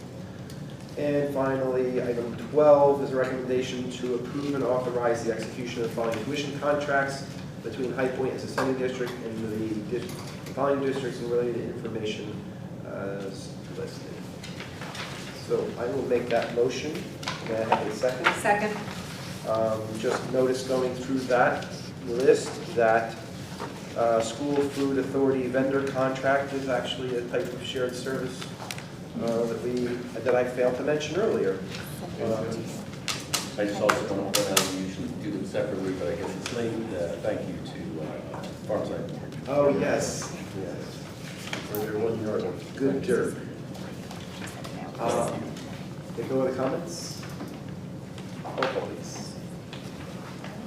Ms. Diaz? Yes. Mr. Anderson? Yes. Ms. Stackett? Yes. Ms. Gall? Yes. Ms. Wise? Yes. Mr. Van Stone? Yes. Ms. Longberg? Yes. Mr. Bell? Yes. Passes. I would like to turn it over to Ms. Wise for transportation. Take a deep breath. And there you go. Oh, there's this. I'd like to move 1 through 24 together. There you go. Well, Yes. do it now. No, I'm gonna try my best. I don't even think you have to read it. I mean, their tuition contracts, either sending, receiving, right? Or, like, are some of them modifications? Some of them are, I mean, I can name the, All right, there you go. I can say, Number 1 is with Barber Transport. Number 2 is with Barber Bus. Number 3 is with D.W. Clark and Sons. Number 4 is with the Stocker Bus Company. Number 5, also with Stocker Bus Company. Number 6, the host is High Point, and the joiner is Vernon. Number 7, D.W. Clark and Son. Number 8, host is High Point, joiner is Vernon. Number 9, D.W. Clark and Sons. Number 10, Stocker Bus Company. Number 11, D.W. Clark and Sons. Number 12, also D.W. Clark and Sons. Number 13, also D.W. Clark and Son. 14, Stocker Bus Company. 15, Stocker Bus Company. 16, also Stocker Bus Company.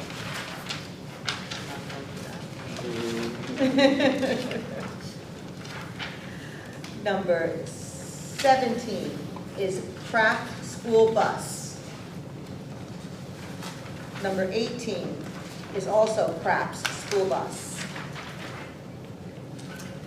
Number 19, the same, Craft's School Bus. Number 20, the same, Craft School Bus. Number 21, also the same, Craft School Bus. Number 22, Craft School Bus.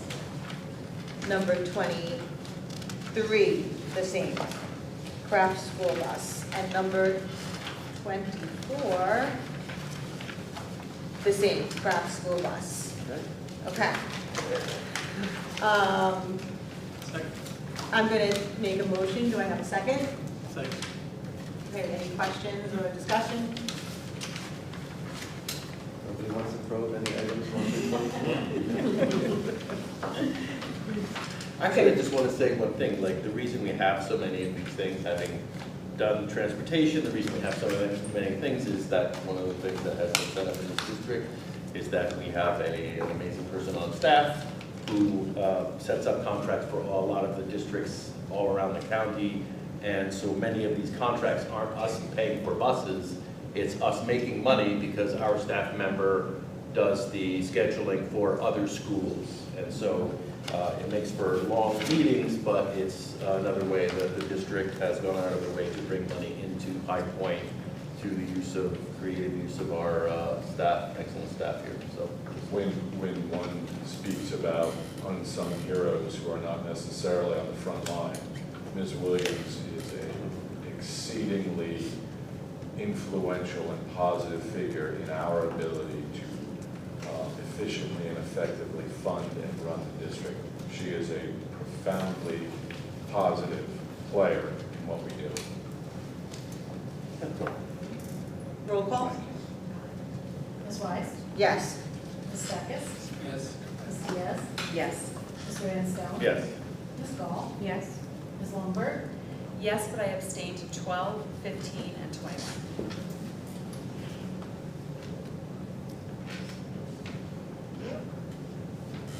Mr. Anderson? Yes. Mr. Dunn? Yes. Passes. Okay, that concludes our action items. We have no correspondence. Nothing under miscellaneous other than what's noted. So that brings us to our second public comment section of the evening. Same rules apply, although we're not limited to agenda items. Please state your name and address. And anybody in the room is welcome to come either to the podium or no comments virtual? Okay. Anyone?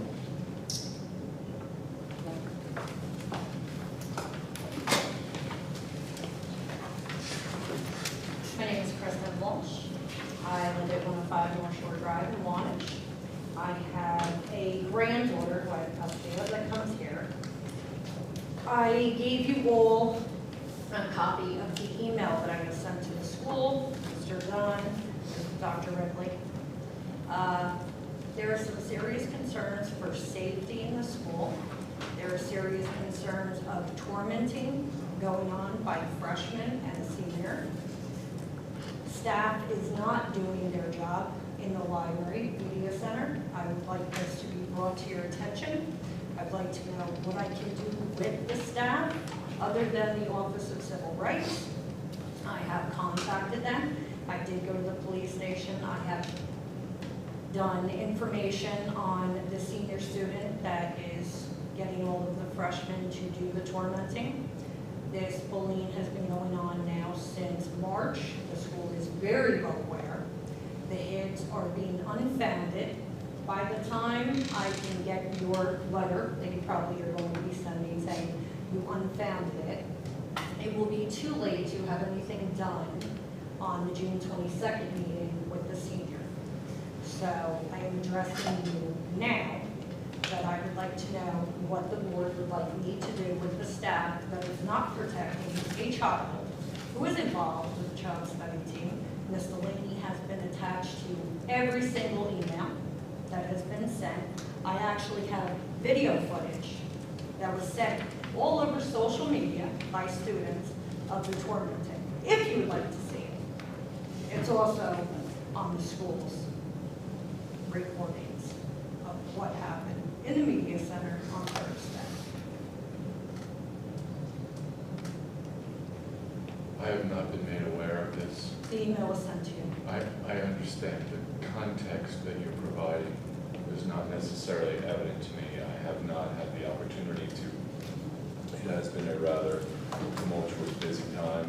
I will tell you that personally I'm very sorry that I have not personally addressed this. I assure you that I will begin to look into this immediately to ensure the safety of all the children, including your own. And I want to personally apologize for any negative experience you or your child has experienced in any way. And I will immerse myself into this matter immediately beginning tomorrow morning. And I am very sorry for any negative experience that you have had. I would appreciate that. I have sent you 6 emails. I have attached you to multiple.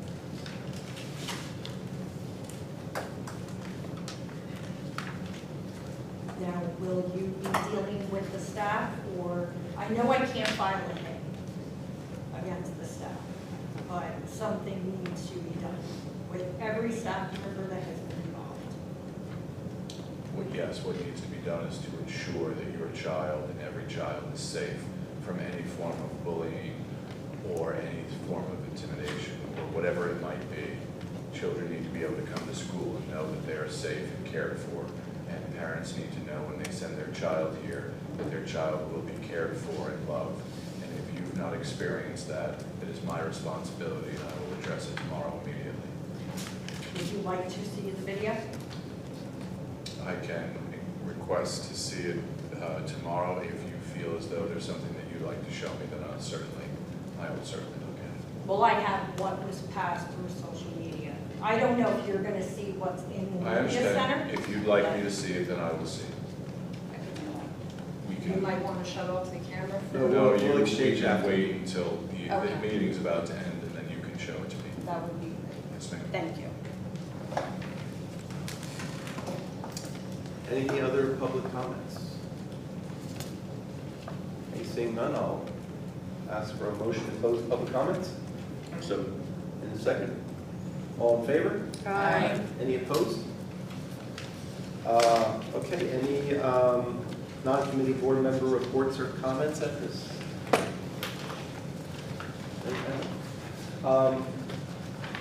I would, I know it's late, but we did decide earlier that we would like to return to executive session to possibly make a decision on our open board seat. So rather than adjourn here, we will go back in executive session for the public. There's no need necessarily to stay around. We will return to public session where we're at and immediately adjourn. So I don't believe we report that typically, so just to let everybody know what's happening. There's nothing behind the curtains. So I will make a motion to enter executive session. All in favor? Aye. Any opposed? Okay.